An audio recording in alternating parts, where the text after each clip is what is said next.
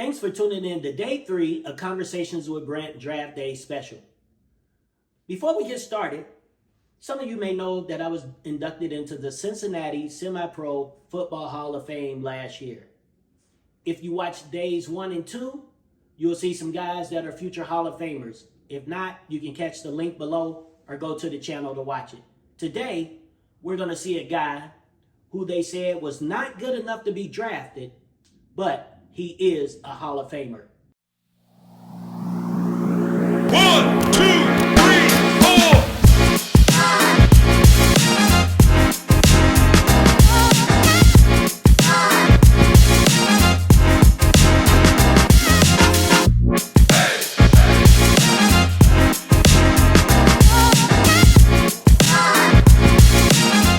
All right, the next pick is in with the 68th pick of the 2013 draft.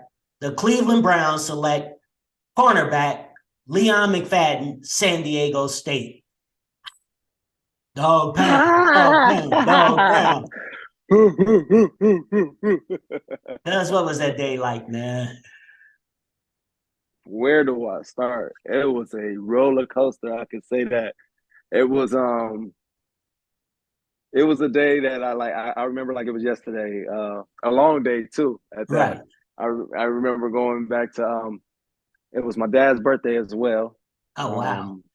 Yeah, it was his birthday.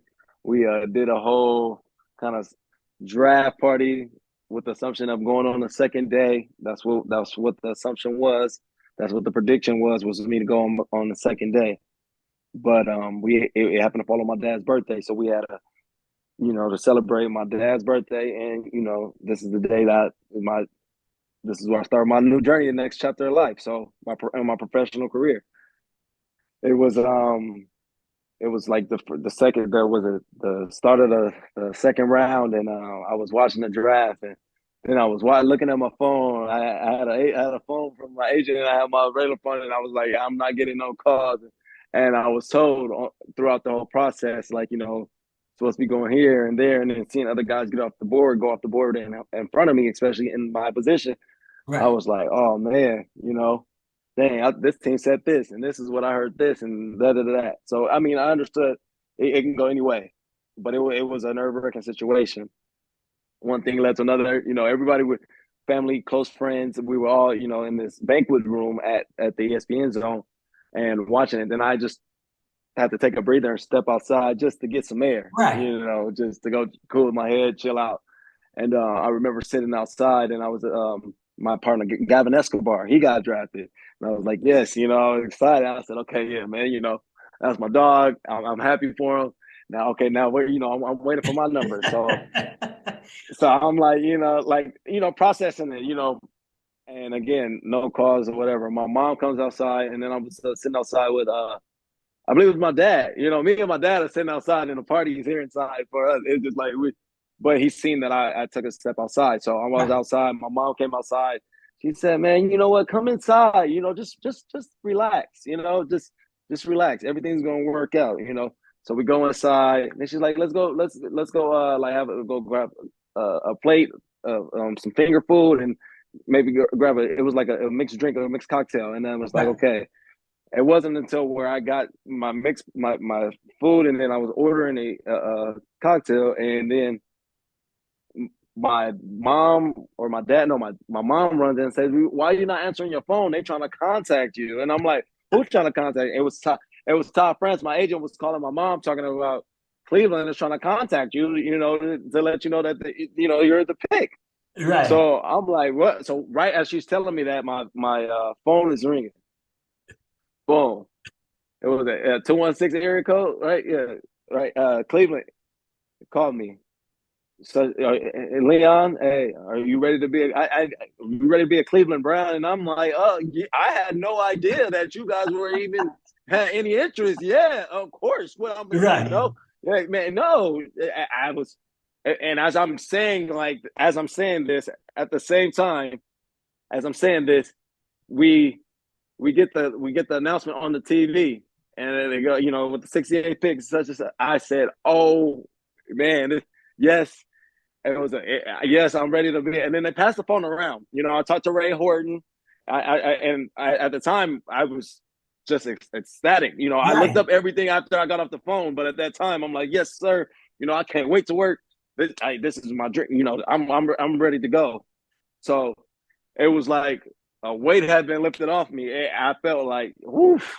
It was a relief, but I was like, it's only the start. It's only the start. But it was like your number was called, and it was a humbling situation being the 68 pick. Like you could say you were the top 100 football players of this That's of right. this year. Yeah. So it was a humbling, and it was a moment for me to take back, and look and reflect on really, like, post career is when I really reflected on the draft day, if that makes sense. Hmm. And So it's yeah, like, funny. Could you imagine, cuz back when they had 15 rounds and 17 rounds, somebody waiting that long? man, I think about was that Mike? Yeah, Gino. Yeah, Gino. He was waiting, and he was supposed to be a first day guy, Yeah. and he was waiting, and he went on the second day. But it was just like when you're sitting there waiting and waiting for your number to be called, it's nerve wracking. But it just took that moment to get my mind off of it to where I received that phone call, Right. and it was a blessing. It was a blessing. Yeah, everything happened for a reason. It was a timing deal, and I was ecstatic. It was really a moment. I'm not gonna lie.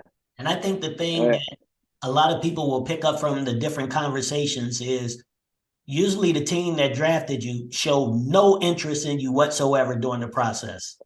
Check this out.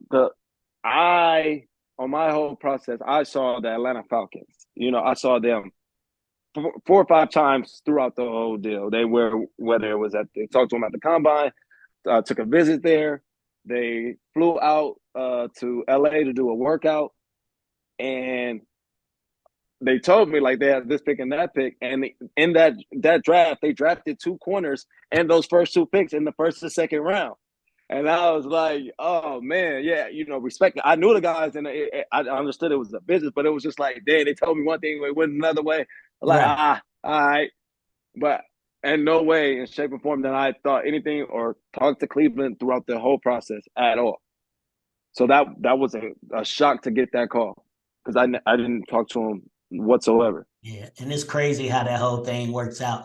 And yes, people, if you hear me calling cuz, he is my blood cousin. So don't think I'm tripping or nothing. He is my blood relative. So Yes, yes, yes, yes, yes. well, man, hey, I appreciate it, cuz. Much love and continued success in all your endeavors. And I appreciate you taking time out of your busy day. I appreciate you having me, man, and I'm hoping it turns out a great recording. Oh, very, very much so. Hey, at some point we'll get on. We'll talk a whole segment on the man Leon McFadden, trendsetter. Got you. I'm looking forward to that one. Don't forget Yes, about me. sir. Hey, never that, bruh. All right, All man. Much love. right, appreciate you. Yes, sir. As we continue with conversations with Brent Draft Day Special, we come up to the 94th pick in the 2003 NFL Draft. The Buffalo Bills select linebacker Angelo Crowell, Virginia. Bills Mafia. What was that day like, man? Oh man, actually was a dream come true to just make it to that day when your name could be potentially be called. Right. And so obviously going through that process, and you go through all this training, and this day finally comes. You look back, it's like, man, how's the day going to kind of play out? So I would say it was definitely a stressful day. Thinking about it, as this dream come true was like, who's going to actually take a chance, on Right. you? And so going through that process, had the day perfectly planned out. Wake up, eat breakfast. We're gonna go out to the golf course, and we found our way on the golf course around 9:30, because I really wasn't projected to really being picked between the first two rounds. And so Okay. that particular time, that's when that thing they went 1 through 3, first, second, third rounds on the first day. So I knew Right. I would go the first day. So I knew I had some time to burn. Wasn't necessarily going to be a top first round pick. Knew I could go, second round. And so I ended up going middle of third round. And so I was like, I had a day plan. We go out and go play some golf for 4.5, 5 hours, come back to the hotel where my family is gathered, and spend that time with them. And By the time we played golf, which I played horribly that day, had no concentration, just trying to take my mind off the game, play horribly, Right. and made our way back to the hotel with friends and family. And here it is, we're kind of like the top of the second round, and you kind of waiting your name to be called, and really just kind of hanging around. It's like, who's really gonna take that chance? But with the 94th pick, the Buffalo Bills, gave me a call, and it was really a dream come true. Really tears came to my eyes, and you know, luckily that day I had on red and blue, so I think it was meant to be. And Right. Buffalo Bills took that chance on me, man. So it was a great experience. Dream come true for me and my family both. And Crow, I think a lot of people don't understand all the dynamics and everything that goes into a draft. I was talking to somebody and they said, like this year, the only team who knows who they're going to pick is the Carolina Panthers. That's it. Right. Because Right. after that, all it takes is one person to do something strange and it throws the whole draft off. Yep. Exactly. The draft is definitely unpredictable. Um, I mean, a lot of teams are reactive. Who they thought was going to be around may not be around, and Right. so the players that you've done your research on, those are your hidden jewels right there, hidden gems that you can find second, third round. You look at a lot of guys that have been drafted, mid rounds or even late rounds. Some of the careers they've had, so it's a lot of jewels being out there that's hidden. And the teams to do the research are the teams that come out on the upside. So it's an exciting time. Because I think when you listen to all the talking heads and all the so-called draft experts and pundits, they don't know no more than anybody else. Yeah, I agree. Everybody has their, analytical hat on and trying to analyze, who's going to be the next who. But it really comes down to two things: really heart and passion. These players got a lot of heart for the game, and they play it with passion. A lot of guys got a lot of talent, and they get on the right teams. They can write their own path. Definitely. And we'll be talking to a couple of your former teammates. And I think one person that exemplifies that it doesn't matter where you drafted is London Fletcher. I mean, London went undrafted, and his numbers are comparable to Ray Lewis and anybody else. Yeah. You look at London, the type of player he was, how he even got a shot. A lot of guys are very talented, but they don't even get the shot. But this guy is somebody who is remarkable, the shot he got and where he took it to in his career. I think 60 years in the NFL, leading tackler multiple years, and just the heart and the passion, and more importantly, just the leader he is. The leader of men he's led on many teams just speaks volumes for him. Well, and I tell you something else that was impressive about Fletch is he only missed one play his whole entire career. Not games, not nothing. One play his whole 15-year career. That's impressive in itself. It is. It is. It's a reason they call him Iron Man. Yes. Definitely. Well, man, I appreciate your time. Appreciate it. And we want to tell anybody if they're in the Tallahassee area, check out Jersey Mike's. Where else you have Jersey Mike's at? But Florida, Georgia, Alabama. So we out there. Great product, great brand, man. More importantly, man, we just make a difference in everybody and different people's lives every day, and that's the goal. Hey, and as long as we do that, the Father will be pleased, right? Yeah. Amen. Amen. Well, appreciate you, man. Give my love to the family, and I'll talk to you soon. Okay, Brett. Thank you, sir. All right, thank you. As we continue the draft day special, with the 228th pick in the 2003 NFL draft, the Buffalo Bills select linebacker Mario Higgins from Mississippi State. What was that day like? I tell you what, man, it was a day of joy, a day of frustration, a life-changing day, a day of wanting to immediately get started. And here's why: because I felt like I was much more than a 228th pick, Yes, and sir. at the time, I thought I should have been picked higher. I saw some guys picked ahead of me that I thought I was better than, not knowing the road I had ahead of me. So yeah, man, that thing was several emotions all at one time that I was able to overcome. Now, were you projected to go higher, or because I know and talked about this with several other guys? The pundits don't know no more than anybody else, but he's going here, he's going there, he should be this round, that round, and nobody really knows.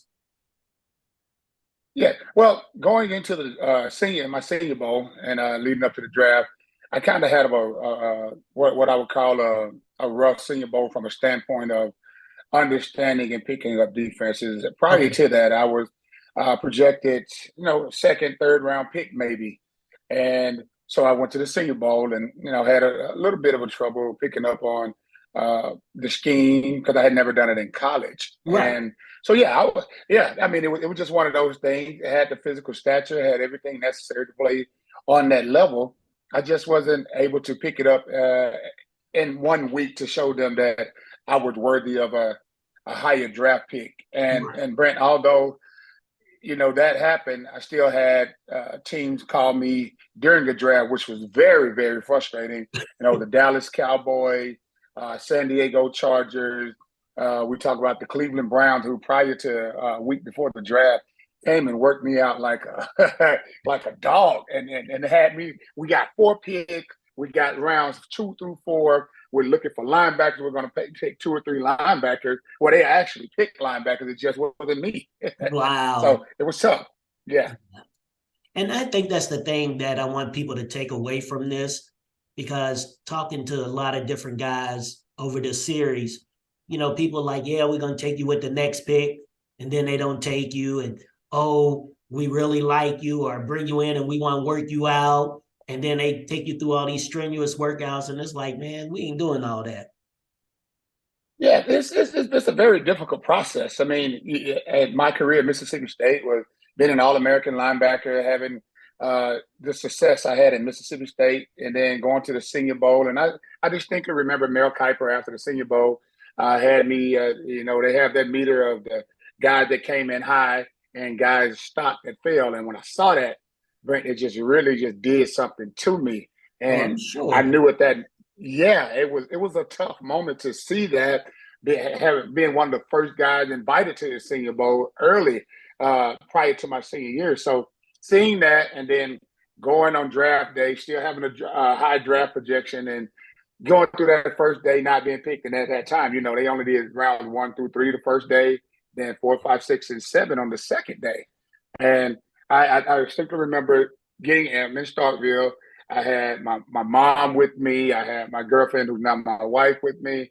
And I just wanted a small group of people. Right. And funny story, I saw a couple of guys get picked ahead of me, and I punched the wall. And out of frustration, yeah, I did, man, I did in my college apartment. And I just felt like that, yeah, that I should have gone higher. I knew in my mind, and much respect to those guys who earned that right. Uh, I knew in my mind that I was better than some of those guys, a lot of those guys that were picked ahead of me, and I was determined to play longer than them, and I actually did. I played. I think I was the 14th linebacker picked that year. I Wow. played longer and had a better career than 9, maybe 8 or 9 of those guys I that was about to were picked say, ahead of me. So I can't even think of 14 that maybe came out that year that were better than you. absolutely not. But hey, who knows? You know how this thing goes. It's workout warriors. Sometimes the tape doesn't match up with the workout. Oh, Sometimes it's where you definitely. get drafted. Sometimes the plays, the people, the coaches, the coaching changes, the free agency that happens before you. And you and I both know my great friends, London Fletcher and Takeo Spike, both were ahead of me in Buffalo. Takeo signed the same year. And so that was something I had to fight going in there fighting for time. And I was blessed to play with those kind of guys. And so, yeah, man, it turned out great for me in the end. But Right. draft day, leading up to the draft and all those things in front of the first opportunity to play for the Buffalo Bills, it was very, very frustrating. Oh, I'm sure. So, as we all know, big Raiders fan, your name came up in a discussion here recently. I was reading some stuff, and they was talking about what type of linebackers does Josh McDaniels like, and they was talking about. I think he brought you in his first. Well, he was only there a season and a half, but was Josh there when you went to Denver? Yeah, I got to Denver prior to the season prior to Josh McDaniels Okay. arriving. I got there under Shanahan, but they were doing a makeover at the position. And I was one of the guys that he kept and ended up becoming a full-time starter for Denver over the next 3 years. Okay. So as a Raiders fan, I have mixed reviews on Josh McDaniels right now. I feel like he's trying to set up Patriots West. What what's your take on Josh as far as a coach? I tell you what, one of the smartest coaches I've ever been around. And well, when I got with him, when he came to Denver, I was more prepared as a player than I had ever been in my career. Okay. Like he prepared his preparation, and you mentioned Patriots Way West. That's not a bad thing, right? He holds guys accountable. He has a big accountability factor. He studies the game. He knows the game. He expects his players to know the game. He holds them accountable. And again, man, we were well prepared. And I'll tell you, anytime we walked into a game, he taught me how to study the game more. I think he added 3 to 4 more years to my career resume. Okay. That sounds weird to think with all the things that surrounded him. The only problem with Josh McDaniels, it was his first head coaching opportunity.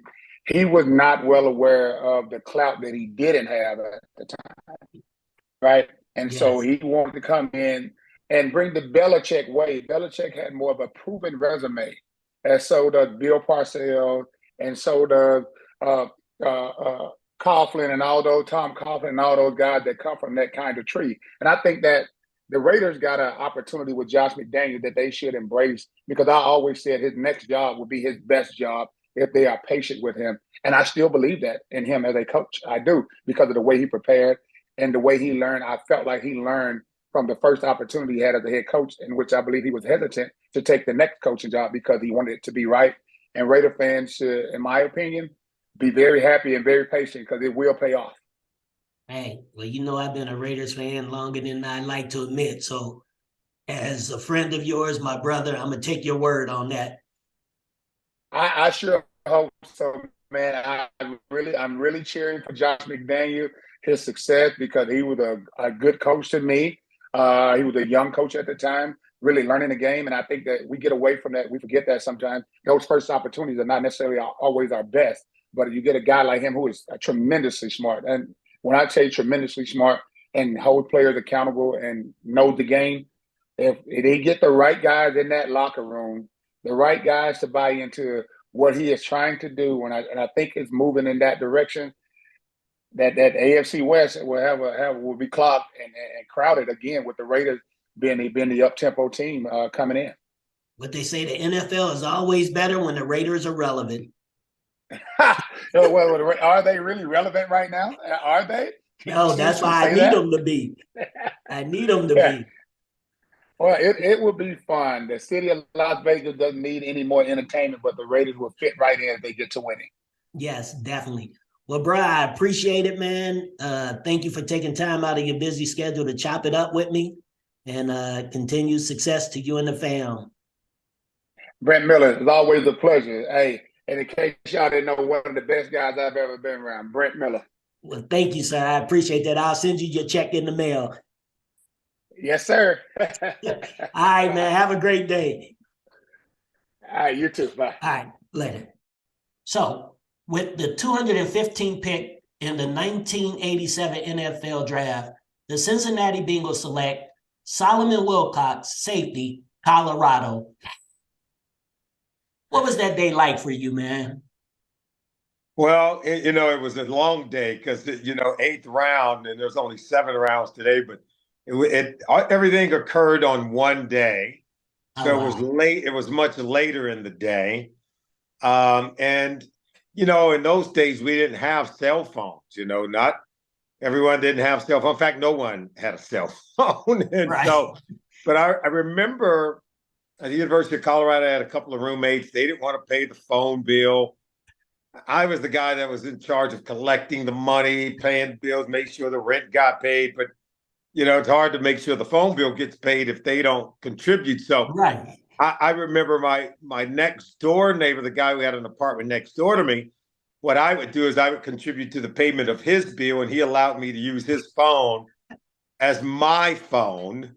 Okay. And it was the only way people could get in touch with me. In fact, it was the reason why I had missed playing in the Senior Bowl, and I was also had an invitation to, I think it was back then, it was called the East-West game, or the North-South game. Yeah, there was a couple of other games. And so anyway, the call came to my next door neighbor's phone. His name was Cam Jones, and I'll just remember him calling out, and he called me Solomon, and I was like, "Yeah, I think I had taken a nap or something, or maybe had fallen asleep or something." And he was like, "Cincinnati Bengals are on the phone," and so he kind of spoiled the surprise a little bit, whatever. But it Right. was okay. I get over, pick up the phone. It's Sam Weiss. I talk with him briefly. He puts Dick LeBeau on the phone, talk with him. And then, they put the secretary on the phone. Hey, you got a mini camp to be at by the end of next week. So Oh, wow. it's, so 1 minute, you're just elated to know you were drafted. Right. Secondly, I didn't even know where Cincinnati was, to be honest with you. I'm a California kid growing up on the West Coast. The furthest at that point that I had never been really east of the Mississippi River, to be Okay. honest with you. And so had been to Colorado, had been to Oklahoma, been very close, because we had played the University of Missouri. And that's kind of right on the Right. river right there. Still a little bit west of it, right? I know my geography, right?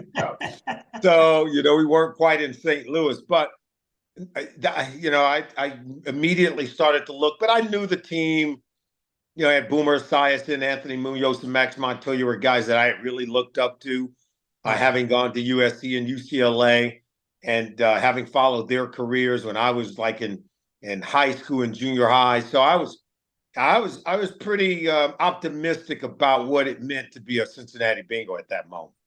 That's awesome, man.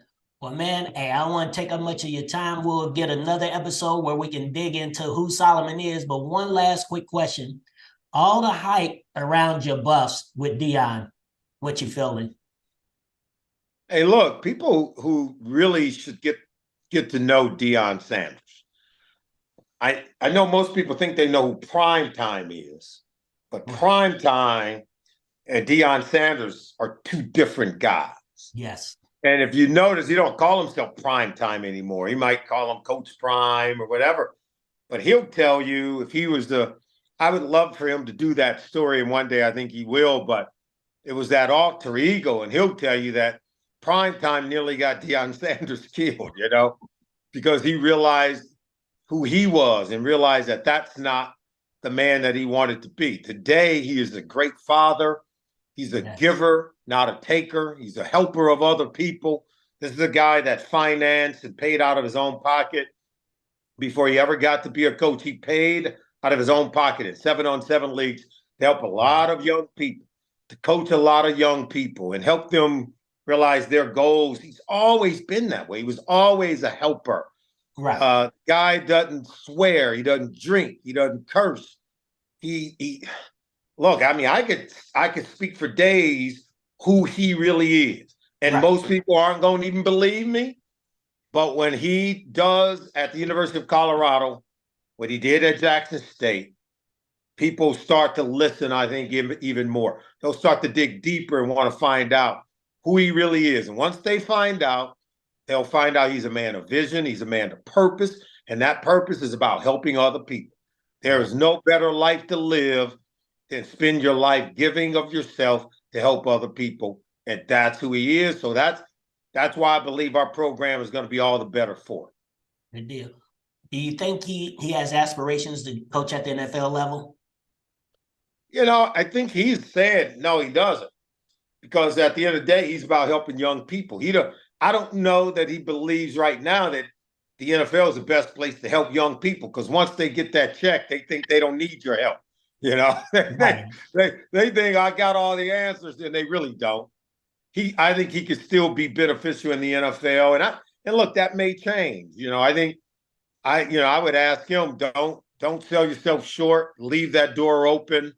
But I think college football is where he wants to be, because I think he believes he can impact more lives and fulfill that vision and that purpose at the collegiate level. And a lot of other coaches, have found that out too. They get to the NFL level and they say, you know what I have to do and what I have to offer young people is not appreciated here. And they go back to coaching in college, and they do great things in college. Nick Saban was one of them. Yeah. But I would leave the door open that Dion is a force multiplier. Wherever he goes, he can accomplish great things. But you know what we all learn in life is we can't do it by ourselves. We need help from other people. And if people are willing to help and we all can be aligned in getting that done, then great things can happen. But the people are going to work against that, and you find yourself swimming against the tide just to help other people.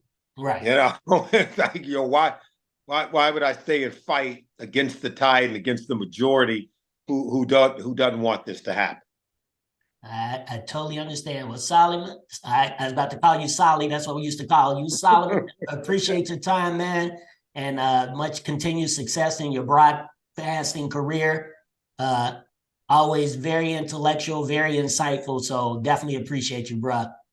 All right, Brent. Hey, all the best to you. Thanks for having me. Hey, my pleasure, man. Have a great day. All right. Bye-bye. So as we go through our draft special, you've heard people drafted in different rounds, but the experts aren't always right. My next guest was undrafted, but arguably one of the greatest linebackers to ever play the game. Fletch, what's happening? What's going on with you, Brett? Hey, I'm good, man. Well, let me say, Mr. London Fletcher, the NFL's Iron Man. Yeah. So were you projected to be drafted, or what was the story on you coming out of college? You know, it's my situation was kind of unique coming from a Division III school, playing middle linebacker. I was undersized and I played at a Division III school, and I was undersized for the position that I played. So I had a couple of knocks on me being 5'10", playing in Division III. They were questioning the competition. Now, the one thing that I did do, I dominated on that level, and that's one thing you need to do if you're going to play at a smaller level or a lower level, I should say, and also be undersized. I dominated. I made I was All-American for all the divisions outside of Division 1A, first team All-American, did a lot of great things. I thought I was going to be drafted, had some great pre-draft workouts, conversations. So I'm thinking, in my mind, I'm like, man, I'm a third rounder because I ran, I was sub 4.4 in the 40-yard dash and extremely productive. I'm thinking I'm going to get drafted. So in my mind, I thought I was going to be drafted. Right. So when that didn't happen, you always hear of guys that maybe they didn't get drafted where they thought they were, so they have a chip on your shoulder. Did that put a chip on your shoulder, or? Yeah, absolutely. I'm sitting there watching the draft. Back then, it was the weekend. It was Saturday, Sunday, and they did. I can't remember how many rounds on Saturday, how many rounds on Sunday, but I'm sitting there watching. I think it was first 3 rounds on Saturdays, the 4 through 7 on Sunday. Right. I'm sitting there watching those rounds and all these different linebackers being taken. Our friend Takeo Spike, seeing him get taken.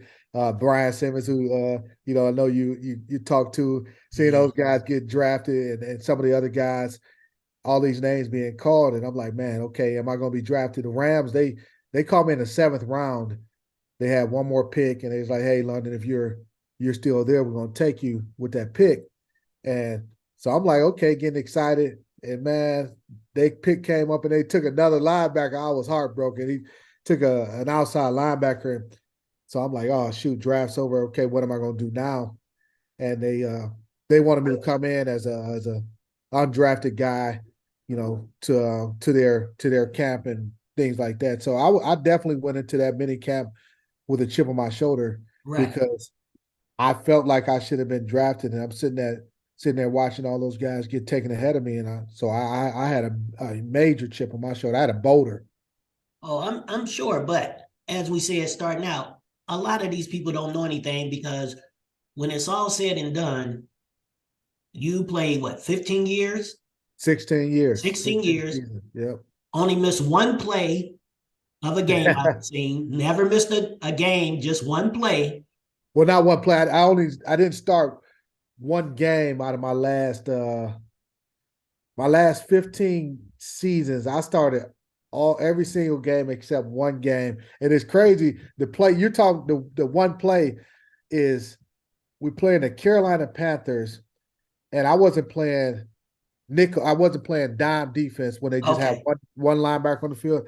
I was playing nickel, but the Panthers came out in 4 wide receiver set, and typically we would start the game. I still had 2 linebackers on the game on the field, and this particular time they decided to start our dime defense, and I was like, man, I'm about to not start a game because of this personnel group. And I came in the very next play. So Oh, I wow. really started 15 consecutive years. Well, and that's the thing, man. And I've known you for a while, but did a little research. And one thing I found interesting, a lot of people were comparing you to Ray Lewis in the fact of how is he in the Hall of Fame and not you? And I know you just do what you do. You just humble like that. And yeah, we all would like some point of recognition, but people were saying it was crazy that you made what, one Pro Bowl, I think? Four, made end up Four. making four. Yep. And they said then you was voted to the all decade team and you won a championship because usually the knock is, oh, they didn't win a championship. You won a Yep. championship. Yep. You NFL's Iron Man, 15 seasons, averaged over 100 tackles all the way up until what, your last season? And it's like, how's this guy not in the Hall of Fame conversation? Yeah, that's the $1 million question. With Ray, he's arguably one of the greatest, if not the greatest middle linebacker to ever play the game, and arguably one of the greatest linebackers to ever play the game. And just from a number standpoint, our numbers are very similar. Mhm. Production, he did a lot of great things. Made it a lot more Pro Bowls. Had the Defensive Player of the Year. I don't know if he won one or two, I but think just from a production standpoint, I did just as much on the football field as he did. And I'm not saying, hey, I should have been a first ballot Hall of Famer, but I should be in the Hall of Fame by now. I just went through my, I think, fourth or fifth year on the ballot. I can't remember. I think it's okay. fourth year. And I finally made the semifinals list. And, inching my way towards it, but I felt like I should already be in the Pro Football Hall of Fame. Well, and there's a lot of people that would agree with you. Well, man, I just want to thank you for the time and for being a true testament of it's not where you start, it's how you finish. Because Yeah. being drafted, playing as long as you did, as productive as you did, and just, man, I think it's what you believe within yourself. Like you said, they said you were undersized, you didn't play at the level of competition and all this. And at the end of the day, football is football. Yeah, yeah, absolutely. And that's, there's going to be a lot of guys that are disappointed with where they get drafted after, this upcoming draft. If you're not number one, everybody's, hey, feel like they should have went higher. Or some guys will become free agents and not get drafted at all. And it's really what you do from that moment, whether you're drafted or not drafted. It's once you get in on that team, and what do you do once you're in the NFL? Right. How you prepare your mindset, how you take care of yourself, how you become a pro. Because it's everybody. Just because you're in the NFL doesn't mean you're pro. And that's going to be key to how long you play, how well you play, what type of career you have, how much money you make, all those types of things. What you do once you are a professional football player, how you handle yourself. So, my thing I would tell those guys, all right, it's not where you start, like you said, it's where you finish and what you do once you get into the league. Yeah. And I think one thing they did that I think really helps out is that those first contracts are slated. Because I remember right before they changed it, it was a quarterback to the Rams. He got paid, didn't hardly even play. And Yes. I know the owners like, oh, nah, we can't have this. So now it doesn't matter because that second contract is where you can make your bag. So Yeah. it Yeah. don't matter where you get picked. Oh yeah, absolutely. And it's if you go in there thinking only about the money, you're gonna lose. You're not there. I don't think you're gonna play as well as you can. If you just focus on just being the best football player you can be, being the best teammate, being coachable, doing all the little things right, the money will find you. If Yeah. you do those things and don't be caught up in, hey, I want to get paid. Everybody wants to make money, but just focus on being the best football player you can be the best teammate, being coachable, doing attention to details, and doing all the things the right way, you'll make a lot of money.